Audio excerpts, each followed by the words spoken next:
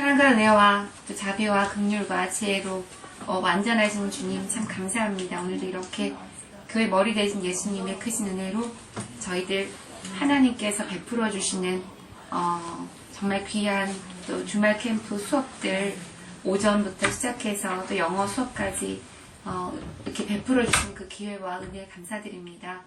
하나님 이 시간 저희들에게 하나님 아버지의 그 무한 광대하신 사랑과 또한 주님을 아는 지식과 또한 무엇보다도 또 주님을 사랑할 수 있는 그 마음밭과 하나님께서 베풀어 주신 모든 은혜에 감사하는 마음을 저희가 이제 부어주시기를 기도드립니다. 우리 사랑하는 주말 캠프 아이들 한 사람 한 사람 주님께서 친히 안수하여 주시고 배우는 모든 것이 주님을 영화롭게 하는 데 쓰임을 받되 그 어떠한 영광이나 어떠한 만족이나 도치나 교만도 틈타지 아니한 오직 주님 앞에 감사와 찬송밖에 올려드릴 것 없는 참으로 겸손한 존재들로 잘 구비되어지고 준비될 수 있도록 도와주시고 함께하여 주시옵소서. 사랑하는 우리 아이들에게 순종의 기름 부으심을 허락하여 주시고 말에나 일에나 능하셨던 우리 예수님 또한 또 많은 믿음의 선조들처럼 하나님 아버지 주님께서 주님의 뜻에 맞게 사용하실 수 있는 자질과 능력과 여러 가지 모든 것들이 전인격적으로 잘 준비되어지게 해 주시옵소서. 부족하지만 주님 세워주셔서 이 자리에 섰습니다. 하나님 은혜를 생각하면 참 감사하고 주님 앞에 그저 참 드릴 말씀이 참 정말 다 담을 수 없는 그런 하나님 아버지 그 감사밖에 없습니다. 아버지 부족하지만 사용하여 주시옵소서. 지혜 더하여 주시고 담대함 허락하여 주시고 믿음의 확신을 더하여 주시고 우리 아이들에게 하나님 주님께서 주시고자 하시는 모든 것들 잘 전할 수 있도록 아버지 모든 것 사용하여 주시옵소서. 감사합니다. 사랑합니다. 이 모든 말씀 살아계신 주 예수 그리스도 이름으로 기도드립니다. 아멘. 우리 지난번에 뭐 했는지 기억나요? 뭐 했죠? 문장의 구조에 대해서 맞아요. 문장의 구조에 대해서 했고 그 다음에 지난번에 아주 짧게 문장의 종류에 대해서 얘기를 했는데 문장의 구조에 대해서 얘기를 했으니까 오늘은 문장의 종류에 대해서 정확하게 개념을 잡을게요. 근데 되게 중요한 건데 여러분들이 학교에서 공부를 할 때도 태도 너무 좋다. 되게 집중해서 태도가 너무 좋네. 여러분들이 학교에서 공부를 할 때도 선생님께서 개념 잡아주시잖아요. 그죠? 그리고 여러분들 수학적인 개념도 계속해서 이렇게 여러분 정립해 나가는 거 하고 있죠. 그죠?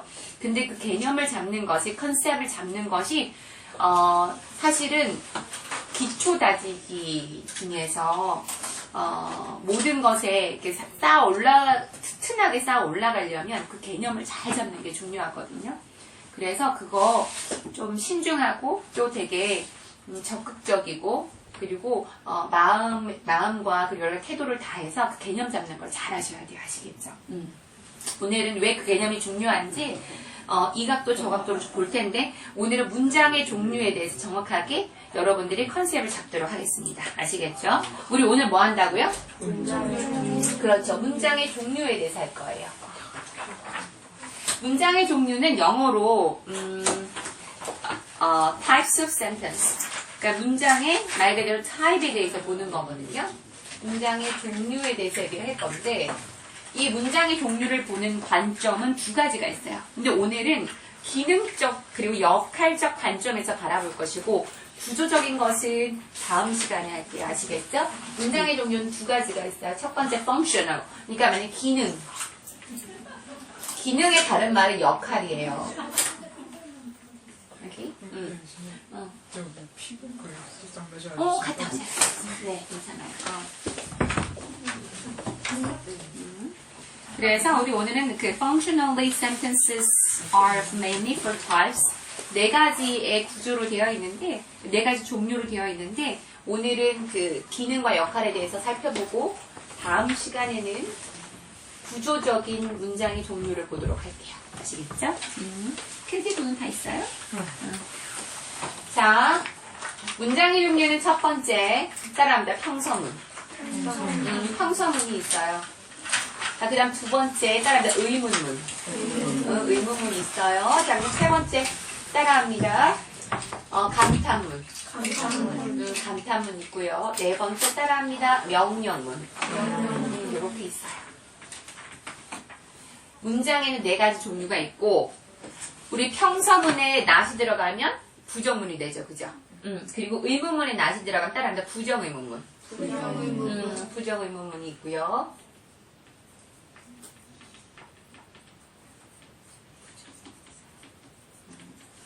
그런데 우리가 평서문은 또 다른 말로 따라할까? 긍정문.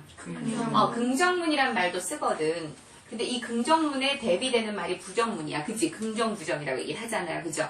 그래서 원래 종류로 볼 것 같은 평서, 의문, 감탄, 명령인데 부정과 대조해서 표현을 할 때는 긍정문이라는 말을 대신해서 쓰기도 합니다. 이해됩니까? 자, 그 다음에 감탄문이 있고요. 감탄문은 부정 감탄문 이런 건 없어요. 아시겠죠? 자, 그 다음 명령문이 있어요. 따라할게요. 부정 명령문. 그래서 요거는 not만 들어가면 되는 거고요. 기본적인 종류는 총 4가지다. 이해됩니까? 평서, 의문, 감탄, 명령. 근데 여러분들이 이 개념이, 그러니까 대충 이럴걸? 이란 추측만 있을 것이고요. 그냥 약간 경험치가 있어서 느낌적으로 평서문은 이렇게 생긴 거고 의문문은 이게 아닐까라는 게 있지만 정확한 개념은 오늘 완전히 잡으셔야 돼요. 아시겠죠? 자, 일단 평서문이라는 거는 왜 필요한가? 이런 문장의 종류, 문장이라는 건 말이라고 했죠. 그죠? 이 평서문은 왜 쓸까? 어떤 목적과 기능을 위해서. 평서문의 목적이 뭘까요? 평서문의 목적. 일상.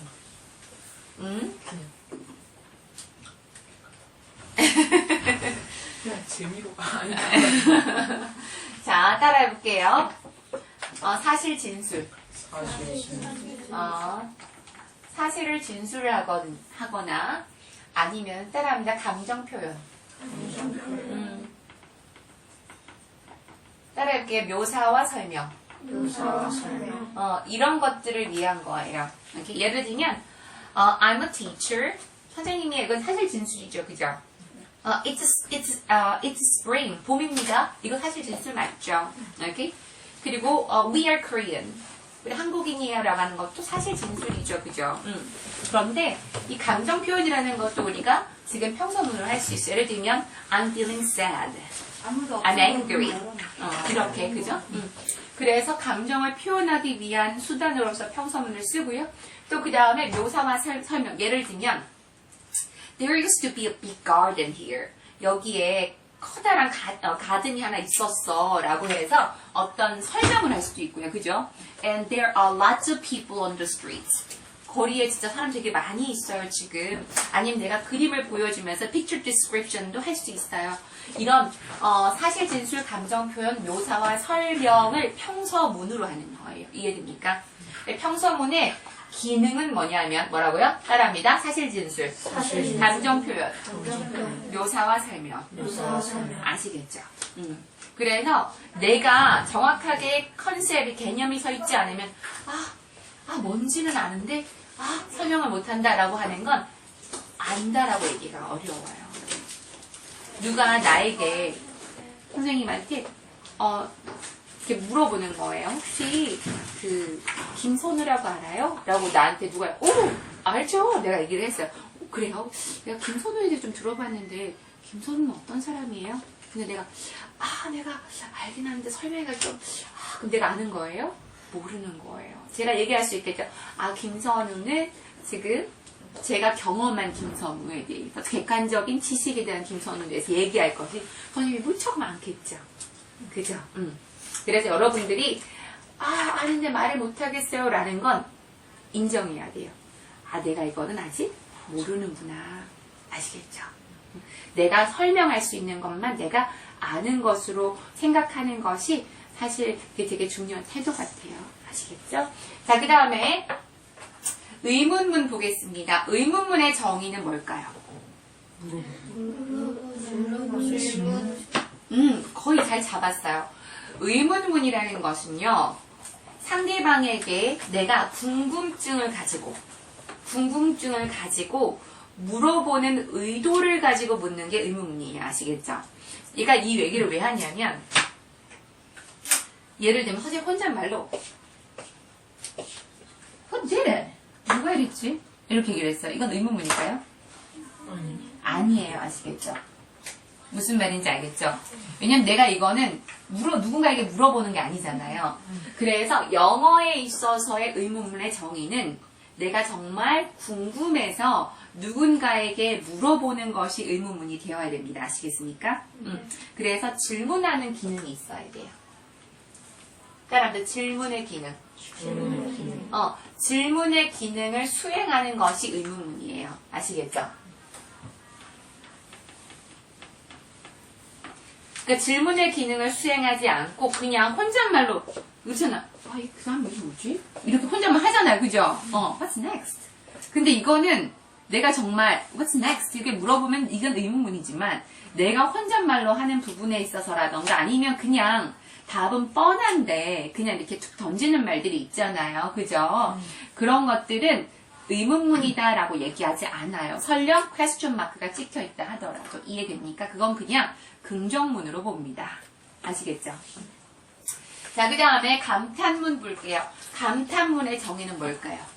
감탄문. 와, 감탄문의 기능이 뭘까요? 기능. 자, 지금 기능이 봐요. 평서문의 기능은 사실을 진술하고 감정을 표현하고 묘사하고 설명한다고 했고요. 그다음 의문문은 질문의 기능을 수행한다고 했다면 감탄문도 기능이 있을 거란 말이에요. 그죠? 감정을 표현? 감정을 표현하는데요. 감정 표현이 평서문도 있어요. 그러면 감탄문과 평서문의 차이가 분명히 있겠죠. 감정을 표현. 느낌표. 네, 그건 이제 우리가 기능으로 느낌표는 기능으로 보기보다는 구조로 보겠죠, 그죠? 그러니까 감탄문 같은 경우는 뭐냐면 흘러 넘치게 표현하는 게 감탄이에요. 오케이, 그래서 감정을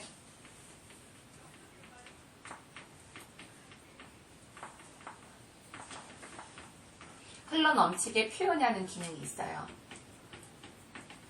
근데 범사에 매사에 감정을 흘러 넘치게 표현하면 조금 이렇게 진짜 사실 어떻게. 조금 이제 뭐라고 해야 될까? 이 1, 2, 4의 기능이 없이 3만 하면 조금은 대화라던가 아니면 일상생활에 있어서 감정 중심이 되기 쉽겠죠, 그죠? 그래서 이거는 때에 맞게 해야 되는 거예요. 그죠? 그렇다고 해서 감탄이 없으면 안 돼요. 날씨가 너무 좋을 때, 너무 날씨 좋다. 이렇게 표현할 수 있어야 되잖아요. 그죠? 그리고, 우리가 뭔가를, 와, 이겼다! 이것도 감탄문이 될 수 있거든요. 그러니까, 감정을 흘러 넘치게 표현하고요. 그리고 아까 얘기했던 것처럼 이따가 제가 설명하겠지만, 감탄문에는 그 느낌표도 붙지만, 감탄문에는, 이제 우리가 생각할 때 전형적으로 나오는 그런 티피컬하게 뭐 와우 꼭 이런 것만 있는 건 아니에요. 아시겠죠? 이것도 이따가 좀 볼게요. 그 다음에 그 명령문과 부정명령문. 자, 명령문은 어떤 기능을 할까요? 명령문은 어떤 기능을 할까요? 명령. 오케이, 명령 있어요. 또 지시. 지시도 있고요. 그렇죠. 비슷한 말이죠. 또 부탁의 기능이 있어요. 부탁이나 요청. 아시겠죠? 그래서 예를 들면 좀 도와줘. help me 하죠. 그죠? please help me. 그죠? 그래서 부탁이나 요청의 기능이 명령문에 들어있습니다. 아시겠습니까? 정말로 명령할 때도 있죠. 그렇지만 예를 들면 그 사람에서 나오라 뭐였어요? 그래서 come out of him 명령하잖아요. 그죠? in Jesus name 그죠? 명령을 하는데 근데 이제 또 부탁할 때 여러분 많이 pass me the soap please 그죠? pass me the bottle of water 저 이거 좀 건네줘 이렇게 부탁도 하죠. 그죠? 그래서 부탁이나 요청의 기능도 있더라. 이해됩니까? 우리 지금 문장의 종류 중에서 어떤 관점으로 바라봤다? 기능 아시겠죠? 기능에 대해서 했어요. 자, 그러면 일단 요거 제가 좀 지워도 될까요? 그래서 개념을 알고 있어야 돼. 자, 여기 보면 아까 평서문 같은 경우에는요, 보통은 이제 마침표로 끝나는 게 맞아요. 그죠? 이거를 따라합니다. full stop. full stop이라고 얘기를 해요. 완전히 멈추는 거예요. 그죠? full stop. 혹은 뭐 period라는 말로도 써요. 그냥 의문문 같은 경우는 뭐가 있죠? 항상 question mark가 있어요. 그죠? 자, 그래서 제가 이 의문문의 정의를 내려주는 이유는 나중에 우리가 문법서를 여러분들이 공부를 하다 보면 중학교 1, 2학년 때 배우는 것 중에서 간접 의문문이라는 게 있어요. 그런데 실제 영어 원서에서는 이 간접 의문문을 의문문으로 정의하지 않습니다. 그런데 이름이 간접 의문문이라 여러분들이 이건 의문문인가 라고 착각할 수 있는데 간접 의문문이 마침표로 끝날 때도 있거든요. 그런데 의문문에는 항상 이렇게 question mark가 붙어 있어야 돼요. 아시겠죠? 자, 그 다음에 감탄문 같은 경우는 느낌표 있다고 했죠. 그리고 명령문 같은 경우는 어떻게 될까요, 여러분? 마침표와 느낌표 두 개 다 씁니다. 아시겠죠? 됐나요?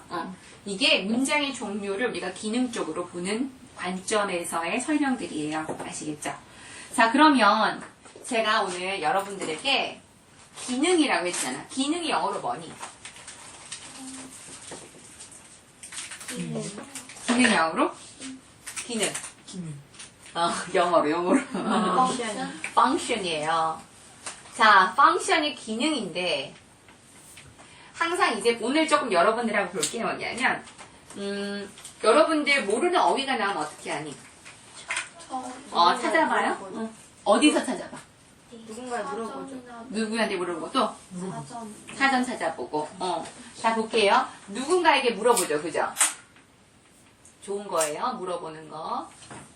물어본다. 또 사전 찾는다. 그죠? 근데 사전 찾기도 보면은 뭐 예를 들면 여러분 종이 사전 있을 것이고요. 그죠? 그러니까 종이 사전도 있을 것이고 그다음 인터넷 사전도 있을 텐데 일단 여러분들은 지금 학습자죠. 학습자 입장에서 말씀을 드리면 가장 권장하는 거는 종이 사전입니다. 그리고 왜냐하면 이제 제가 오늘 사전 보는 법도 좀 가르쳐 주고 그리고 여러분들이 사전을 볼 때에 무엇을 중심으로 봐야 되는지 그리고 어떻게 하면 이 어휘 하나를 찾아볼 때도 여러분들이 정말 효율적으로 또 여러분들에게 도움이 되는 방식으로 이것을 찾아보면서 소화를 시킬지에 좀 설명을 할게요. 자, 이 function이라는 것을 내가 만약에 찾는다고 쳐요. 그러면 이제 F-U-N-C-T-I-O-N 이렇게 찾죠, 그죠? 그러면 function이라고 찾으면 사전이 이제 기초 사전, 예를 들면 초등용 사전이 아니라면, 근데 일반적으로 보는 사전 같으면 이 function에 대한 설명이 무척 길 거예요. 무척 길 거예요. 그런데 절대로 여러분들이 그냥 한두 개만 보고 넘어가시면 안 돼요. 지금은 예를 들면 볼게요. 자, field라는 게 있어요. field는 무슨 뜻이에요? 들판. 마당? 판. 마당? 오케이. 또 field? 판. 판? 오케이. 네. 또 그러니까 보통 들판을 얘기하죠. field, 그죠? 축구하는데. 오케이. 그렇죠. soccer field 그렇게 얘기를 하죠, 그죠? 맞아요. 축구하는 그런 어떤 터 field라고 얘기를 하는데 이 field에 될 건가요? 오케이, 네. 이 field를 찾아서 쭉 보다 보면 나중에 되면 field가 이제 중고등학교 되면 분야로 쓰여요. 그러면 마당, 들판하고 이걸 1대1로만 외워놓고 있으면 나중에 분야로 해석을 해야 되는데 이걸 마당으로 해석하면 해석 잘 안 되겠죠. 그죠? 맞죠? 응? 그래서 원래 이 field가 의미하는 바가 무엇인지 진짜 제일 첫 번째 가장 중요한 핵심이 되는 의미가 무엇인지 그 의미를 먼저 잡고 확장해서 다양하게 이 어휘에 대해서 쓸 수 있도록 하셔야 돼요. 아시겠죠? 약간 유연성이 생기는 거죠. 그 부분에 대해서. 그래서 한번 볼 텐데, 오늘 선생님이 그래서 여러분들, 우리가 문장의 종류를 펑션, 기능 면에서 본다고 했는데, 그럼 이 펑션을 찾으면 어떻게 나오는지 한번 제가 준비를 해왔어요. 자, 몇 페이지로 가냐면, 여기, 첫 번째 페이지 바로 넘기면, 뒤에 건 놔두고요. 펑션이 있어요. 제가 사전 그냥 짧게 여러분들 보시라고 가져왔어요. 펑션. 두 번째 장에, 자, 찾았나요? 이거 아니야? 네, 맞죠? 여기. 자, 일단은 펑션 찾으면은요,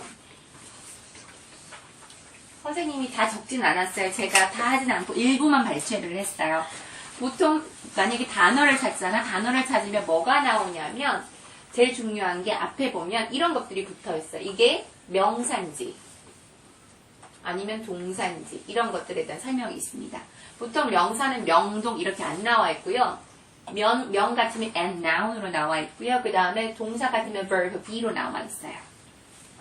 이걸 보셔야 돼요. 왜냐하면 우리가 문장의 오형식을 했죠. 문장의 오형식을 했을 때 명사는 주어, 목적어, 보어 자리 들어갈 수 있죠. 동사는 말 그대로 문장에 있어서 아주 중요한 그 메시지를 담고 있는 내용 중에 절반이죠. 그죠? 하기 때문에 이 역할을 먼저 잘 보시는 게 중요해요. 그리고 나서 의미를 보는데 자, 의미를 1번부터 시작해 제가 이제 명사는 지금 7번까지만 해놨고요. 그 다음에 동사는 제가 3번까지만 해놨어요. 자, 1번의 뜻이 뭐예요? 1번의 뜻 옆에 보면 초급되고 옆에 이렇게 적혀있죠. U가 있고 C가 있죠. U의 의미가 뭐죠?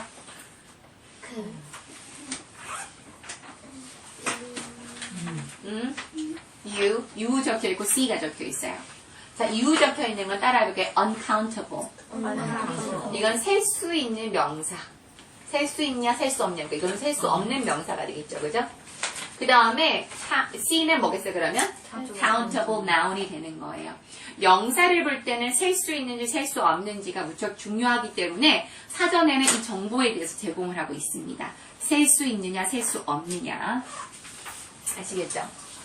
자, 그리고 나서 봤더니 명사 1 해서 첫 번째 무슨 뜻을 갖고 있어요? 기능하고 나서 옆에 부연 설명이 돼 있죠. 뭐라고 돼 있어요? 본래의 작용, 그 다음에 효용, 그 다음에 목적. 그러면 봐요. 기능이란 말은 기능은 다른 말로 뭐가 될 수 있다고요? 기능? 그 다음에 효용, 그 다음에 목적이고 아까 본래의란 뜻이었죠, 그죠? 본래의 뭐라고요? 작용. 이게 같은 의미선상에 있다는 얘기예요. 아시겠어요? 기능도 되고, 기능이라는 것이 어떤 것을 역할하는 거니까 기능이랑 역할이라는 말도 비슷하고, 기능한다는 것은 그 기능을 통해서 어떤 효과의 쓸모가 있는 것인지, 기능이라는 것은 예를 들면 아까 문장의 목적이 될 수도 있는 거겠죠. 문장의 본래의 작용 이렇게 바꿨을 때도 이해의 폭이 좀 더 넓어지겠죠. 기능이란 말에 대해서. 이해돼요? 자, 그래서 여기 보면 The function of education is to develop the mind. 교육의 기능은 정신을 발달시키는 일이다라고 나와 있는데 그러면 교육의 원래 목적은 정신을 발달시키는 일이다라고도 여러분들이 이해할 수 있겠죠. 이해돼요? 그러면 function이 이런 모양으로 이 문장에서 저런 글에서 이렇게 저 모양으로 쓰였을 때에 여러분들이 이해하는 폭이 넓어지게 돼요. 이해됩니까? 자, 2번 볼게요. uncountable 하고 나서 2번에 어떤 뜻을 갖고 있죠? 직능, 직무, 직분, 역할, 실, 직책. 그렇죠. 그래서 왜 우리 그 교회대회 양육하면 하나님께서 우리에게 뭘 주신다고 하셨어요? 직위와 직능을 주신다고 하셨죠. 이 직능이라는 것이 이렇게 직분이 되기도 하고, 직분이 뭐예요? 우리가 왜 교회에서 직분자 이렇게 얘기하는 거 들어본 적 있어요? 예를 들면 간사님들도 부간사님들도 직분자고 또 집사님도 직분자인 거예요. 그래서 어떠한 역할을 하고 또 어떠한 직책을 맡아서 또 기능을 하는 그런 자리가 직분이고 동시에 직능이 되기도 하는 거죠. 이해가 돼요? 자, 그럼 옆에서 보면 special duty라고 되어 있죠. 그죠? 자, 그리고 official duties 이렇게 설명이 나와 있고요. The function of a policeman is to protect and assist the public. 경찰의 직무는 국민 일반을 보호하고 돕는 것이다. 그러면 경찰이 해야 되는 원래의 일들을 얘기를 하겠죠. 이해됩니까? 그러니까 function이라고 했을 때에 단순하게 뜻이 하나가 아니에요. 이해가 돼요? 자, 그 다음에 3번 볼게요. 기관의 기능과 작용이에요. The functions of the heart 나와 있죠. 심장 혹은 신경 이런 것들의 기능이라고 했을 때 심장의 기능 그럼 뭐겠어? 심장의 역할, 심장이 해야 되는 일들, 심장의 목적, 심장의 효용 이런 것들이 다 된다고요. 아시겠죠? 자, 그 다음에 4번 볼까요? 그랬더니 4번은 뜻이 또 뭐라고 나와서 같이 읽어볼까 시작. 보통 규모가 큰 행사, 사교적 회합, 연회, 의식, 식전, 대전, 축전. 그렇죠? 자, 사실 여러분들 행사 예를 들면 우리 교회도 여러 가지 행사가 있잖아요. 예를 들면 가까이에 이제 좀 다가오는 행사 중에서 5월 5일날 뭐가요? 야유회 갔어요. 그럼 야유회에 뭐가 있겠어요? 기능과 목적이 있겠죠.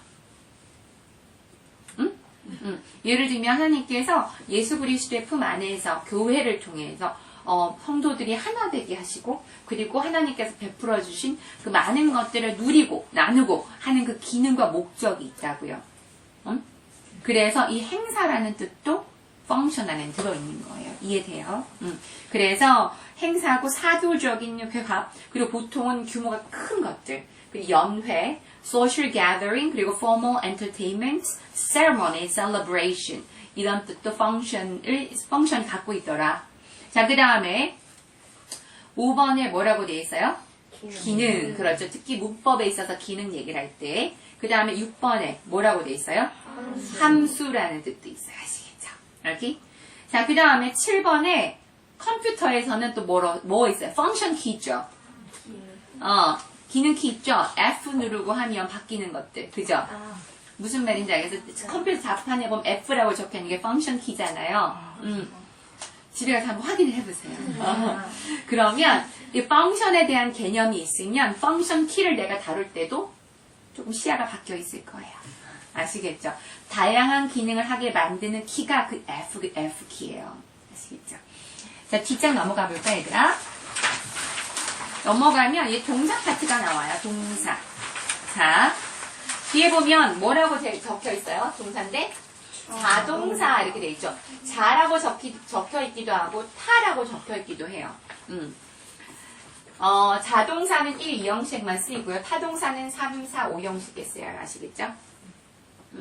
그래서 우리가 문장의 형식뿐만 아니라 문장을 쓸 때도 이것에 대해서 알아야지만 내가 이 단어를 제대로 쓸 수 있겠죠.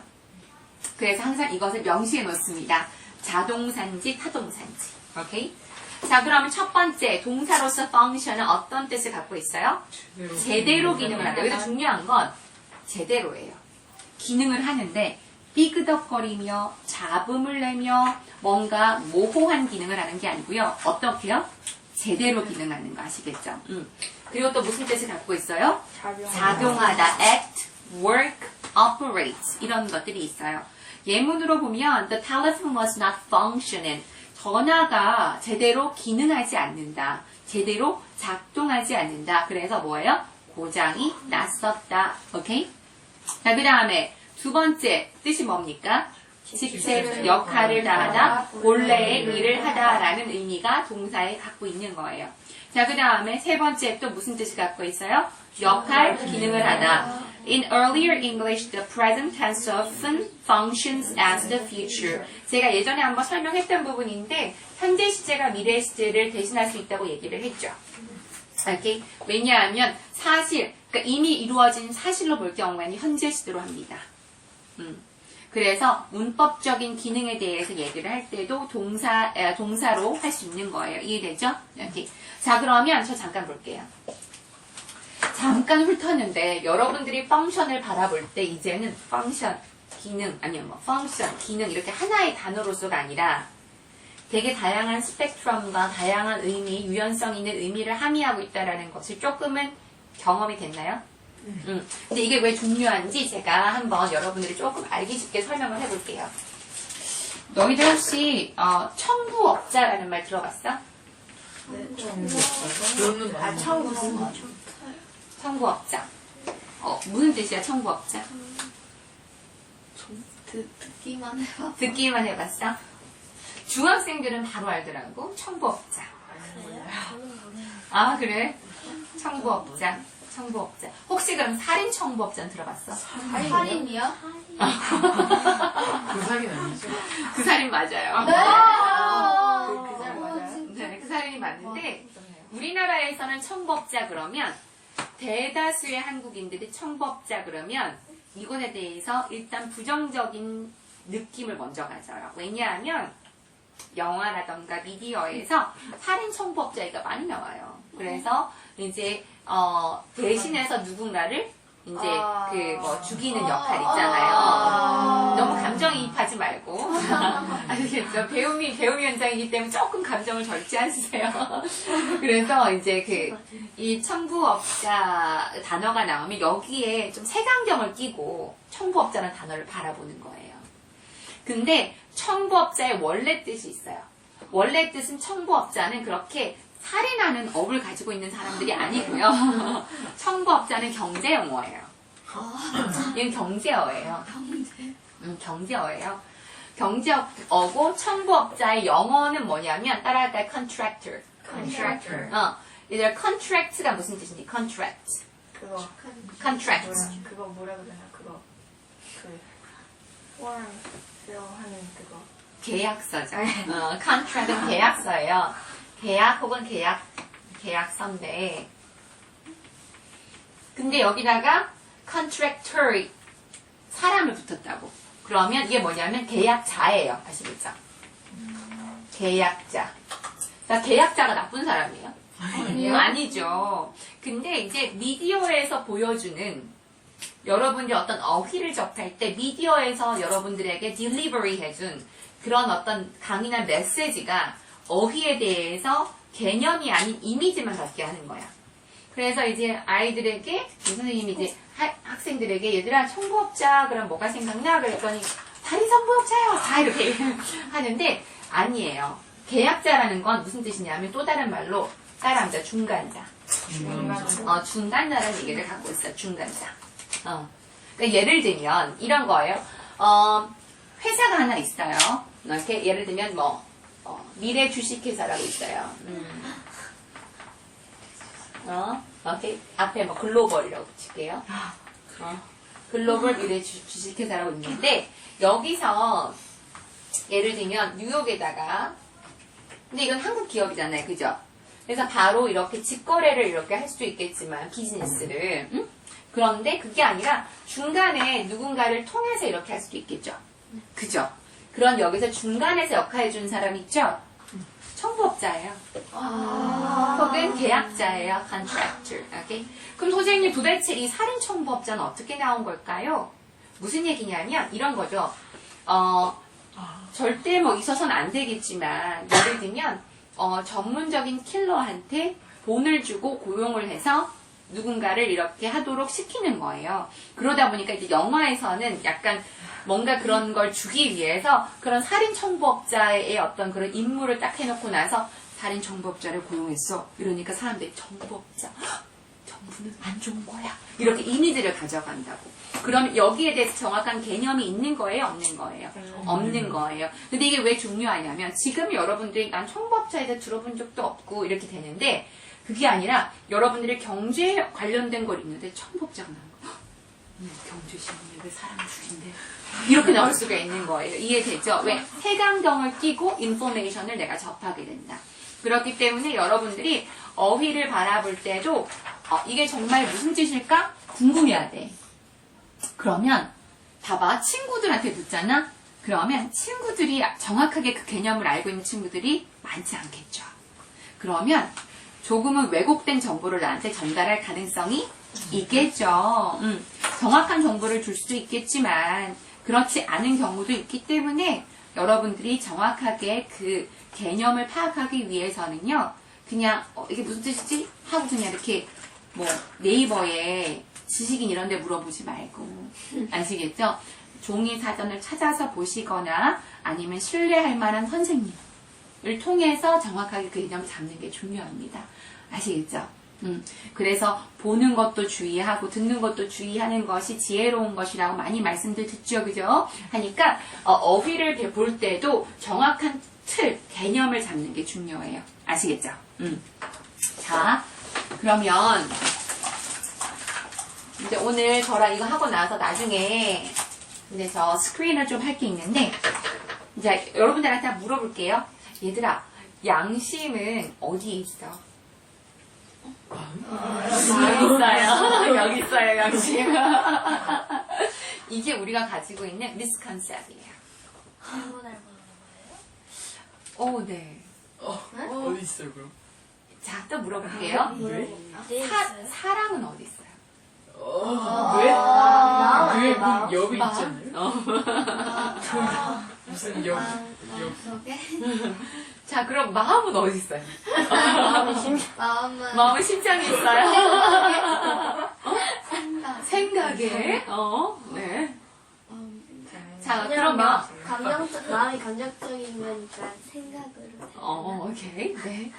그러니까 우리가 내가 그냥 막연하게 알고 있는 것이 본능적으로 여기 있는 것 같아요. 그치? 본능적으로 여기. 그죠? 근데 모든 아이들한테 물어보면, 얘들아, 양심은 어딨니? 좋아하는, 사랑은 어딨어? 다 똑같이 얘기를 해요. 근데 이 개념이 왜 중요하냐면, 영어에서 이게 있어요. 진행형 알지, 얘들아? I am drinking water. I am studying English. I am singing a song. 이런 거 다 똑같이 현재 진행형이에요. 그죠?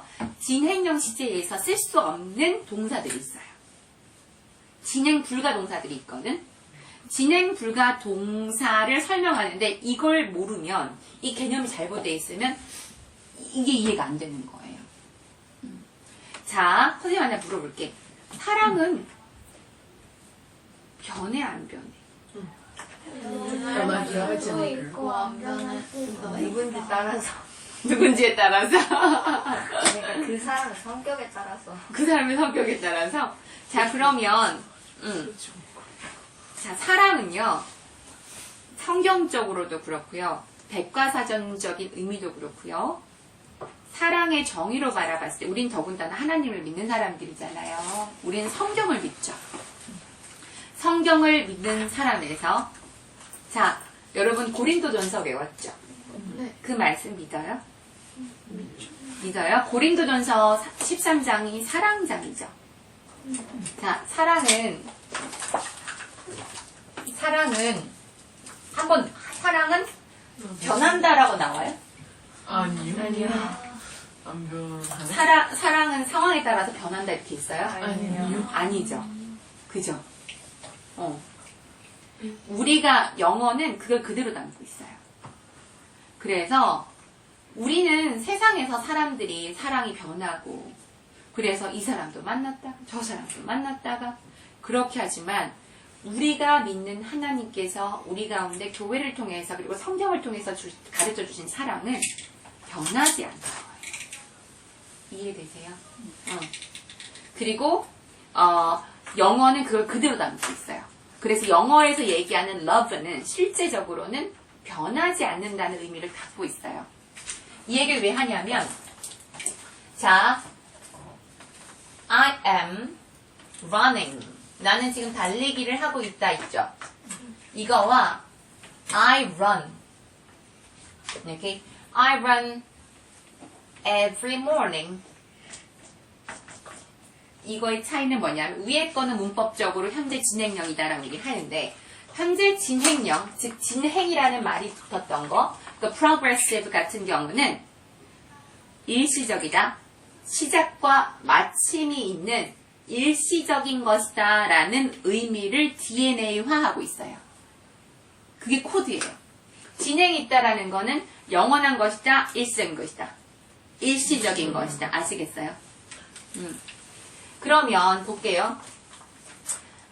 사랑이 변할 수 있고 일시적인 것이라면 I'm loving you가 돼야 돼요. 맞아요? 그죠?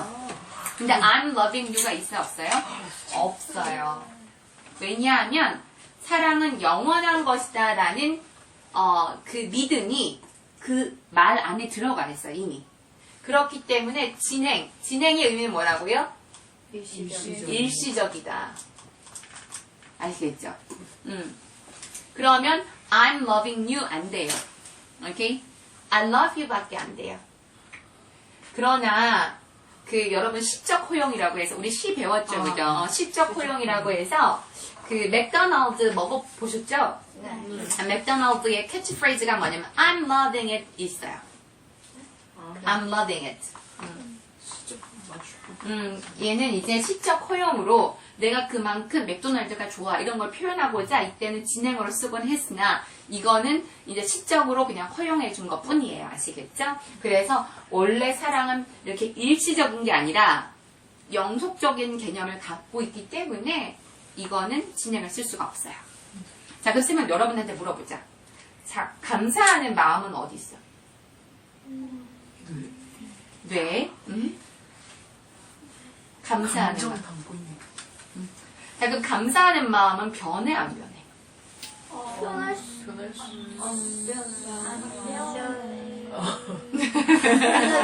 얘는 마귀가 갑자기 팍 들어가지고 생각이 바뀔 수 있지 않아요? 생각이 바뀔 수도 있다고 했죠. 그죠? 오케이. 일단, 자, 감사하다는 게 영어로 thank, 혹은 appreciate가 있어요. 따라가 thank, appreciate. 자, 이거는 감사하다라는 거예요. 그죠? 자, 감사하다라는 것은 어떤 거냐면 사고의 영역에 있는 거예요. 사고의 영역. 우리가 예를 들면 어렸을 때 이런 거 배우죠? 자, 누가 어른이 뭘 주면 감사합니다라고 인사하는 거야. 그럼 그때 배우죠. 네. 그때 처음 배울 때 정말 여러분 마음속에 너무 감사합니다 마음이 없을 때도 많았을 거예요. 그냥 이 상황은 감사하는 상황이구나라고 여러분들 개념화시키기 시작했을 거예요. 맞아요? 그래서 이 thank와 appreciate처럼 지각 인지의 영역 있죠. 와 관련된 모든 동사들은 진행을 쓸 수가 없어요. 자, 우리가 하나님께 받은 은혜가 커서 감사하죠. 그런데 내 안에 섭섭마귀가 장난치고 그 다음에 내 안에 성령 충만하지 않아서 불평불만이 틈타기 시작해요. 그러면 감사하지 못할 상황이 벌어진 거예요? 아니면 그냥 내 사고가 순간적으로 성령 충만하지 않음으로 인해서 나의 사고가 제대로 돌아가지 않는 거예요? 후자예요. 그죠? 즉 나의 인지의 영역에 문제가 생긴 거지 이게 상황이 변해서가 아니에요. 이해됩니까? 우리는 하나님 앞에 그리고 혹은 부모님께 받은 은혜만으로도 너무 감사해야 하는 상황이고 그것이 정확한 거예요. 그죠? 그래서 이거는 변치 않아요. 그래서 일시적인 게 될 수 없는 거예요. 이해가 돼? 내가 기분이 안 좋다고 해서 오늘은 뭐 예를 들면은 뭐 오늘 물 한 잔 마시는 게 오늘은 내가 성령 충만 오늘은 내가 감사하고 내일은 내가 성령 안 감사하고 이게 아니고 감사한 건 그대로 감사한 거예요. 이해돼요? 그래서 영어는 그대로 그 정신, 성경의 정신을 담고 있기 때문에 thank나 appreciate 이것도 그냥 진행 쓸 수 있다 없다? 없는 거예요. 왜? 일시적인 게 될 수 없으니까. 이해됩니까? 자, 그러면 하나님을 믿는다 할 때 believe 있죠. I believe in God. 자, 이 believe는 진행 쓸 수 있어 없어? 없죠. 없죠. 그죠? 만약에 I am believing 한다면 이건 일시적인 얘기잖아요. 그죠? 내가 하나님을 믿는 것이 일시적인 것이다. 이렇게 되는 건데 믿음은 변하는 것이 아니라 원래 믿음이 없었던 거겠죠. 이해됩니까? 이해돼요? 그래서 이거는 변할 수 있다라고 착각하게 하는 여러 가지 그런 미디어라던가 여러 가지 작용이 있는데 여러분들 개념화하는 것은 이런 것들은 변할 수가 없는 거예요. 아시겠죠? Love 변할 수 없는 거예요. Okay? Appreciate 변할 수 없어요. 하나님을 믿는 마음 Believe in God 변할 수 없어요. 그렇기 때문에 진행 쓸 수 있다 없다? 없다. 아시겠죠? 그래서 우리가 여러분들이 항상 그 어떤 어휘를 보거나 글을 볼 때도요. 조금 분별하시면서 잘 이렇게 통찰하면서 봐야겠죠. 그죠? 자, 그러면 일단은 제가 이 부분은 나중에 좀 차차 하도록 하고 오늘 문장의 종류와 종류 그 기능과 역할의 관점에서 뒷부분 좀 마무리하고 그리고 나서 오늘 저기 그 우리 두 번째 잠깐 쉬고 나가는 영역에 대해서는 제가 따로 또 올려줄게요. 아시겠죠?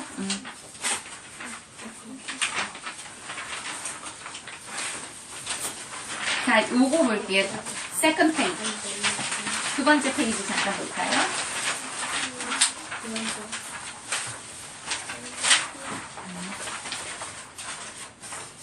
여기.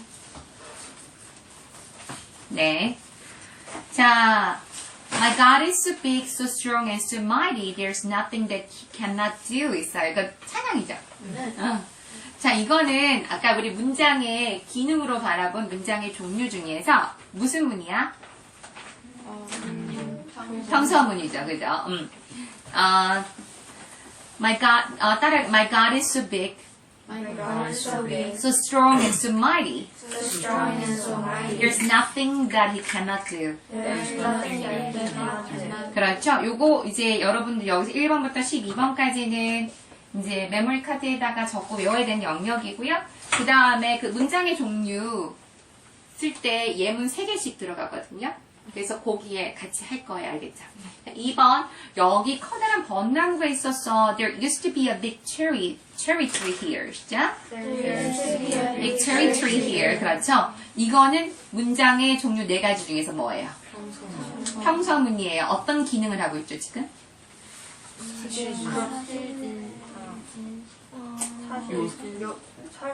사실 진술도 되죠. 그죠? 사실 진술이죠. 그리고 1번 같은 경우도 사실 진술이었어요. 그죠?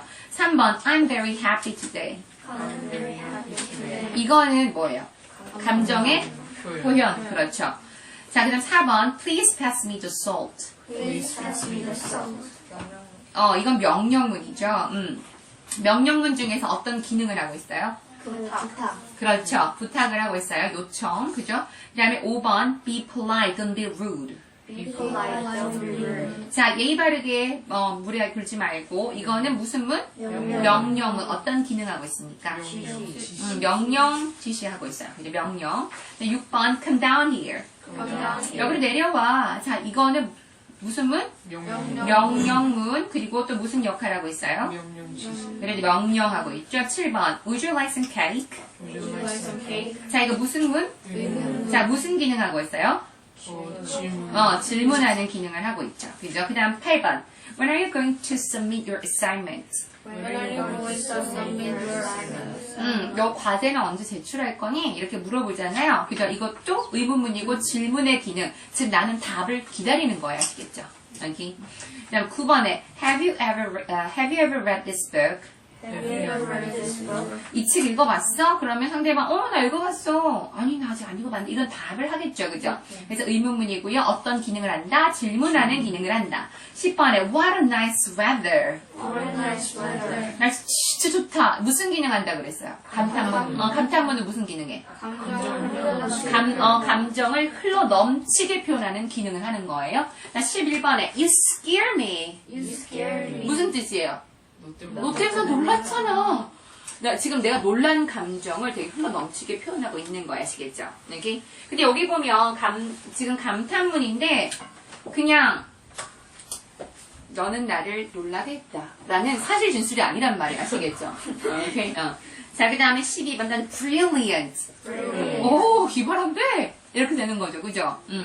여러분들 이거 할 때도 실제처럼 하세요. 아시겠죠? 무슨 말인지 알겠죠?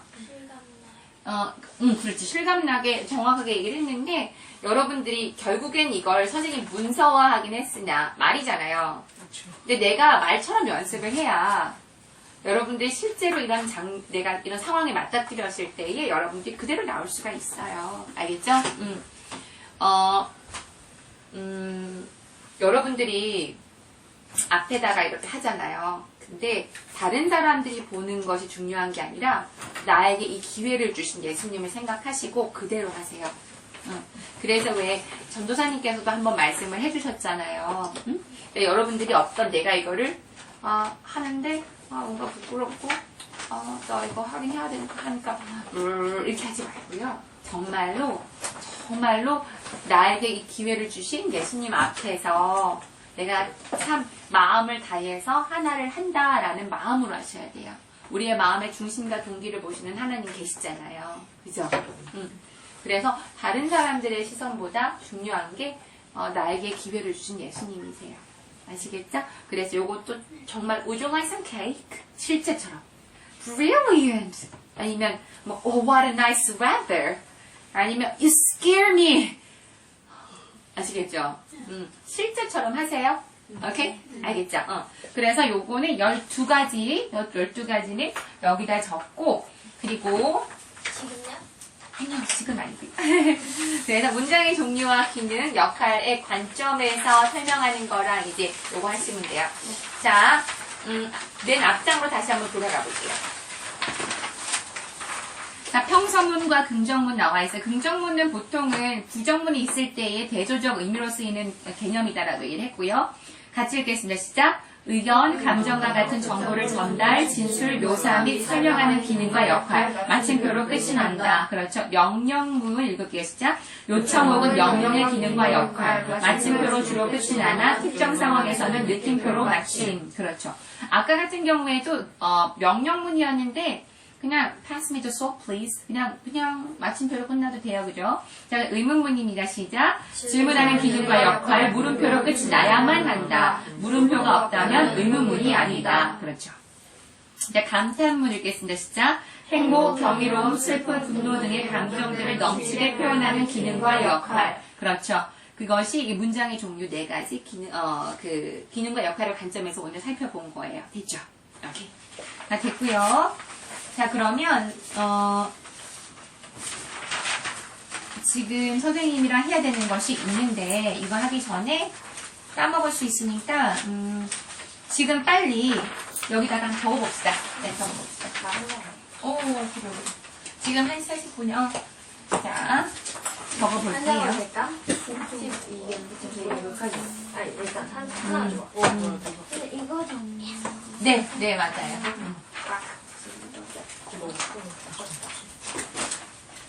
한번 해볼게요. 하고 그동안에 제가 저거를 좀 세팅을 할게요. 아시겠죠? 하나 더 필요할 것 같아.